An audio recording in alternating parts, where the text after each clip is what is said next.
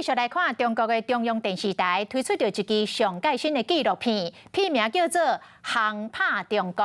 但是讲是航拍中国，煞是以台湾为主题，拍摄着台湾各地乡镇市、甲中央山脉、阿里山、鹅銮鼻等等的自然美景，嘛来介绍着袂少马祖出巡的风俗。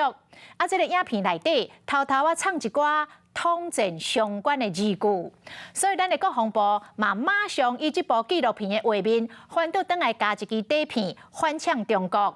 敢若讲台湾美丽风景，但是拢无讲到台湾的自由甲民主，而且甲口说讲，你这个片名《航拍中国》应该改做《航拍中华民国》才对。你心中的宝岛是什么样子？感情口碑配合画面，显示是伫屏东的鹅銮片，下一步是中央山脉嘛入境，后来镜头为自然美景带到繁华都市。我们飞越浅浅的海峡，在台北细雨中重逢。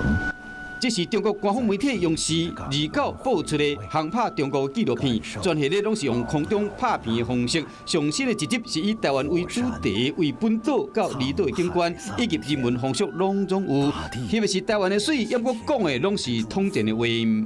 同根共祖的文化传统，还有每一个灿然的夜晚，阖家团圆的心愿。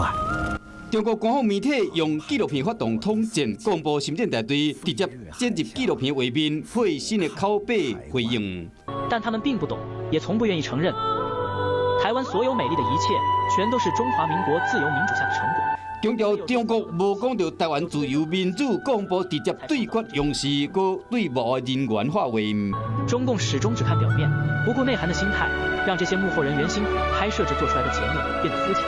面对中国统战的影片公布，无讲极点以其人之道还治其人之身。最后，这一集的节目名称不应该缩写，要改成“航拍中华民国”才对哦。